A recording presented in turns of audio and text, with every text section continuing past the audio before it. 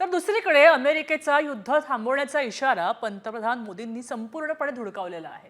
दहशतवाद आणि पीओकेवरच पाकिस्तानची चर्चा होईल असं मोदींनी सुनावलंय आणि ठणकावून सांगितलंय। युद्ध थांबवलं नाही तर आम्ही व्यापार करणार नाही असा इशारा ट्रम्प यांनी दिला होता। मात्र मोदींनी अमेरिकेचा इशारा स्पष्टपणे धुडकावलेला आहे।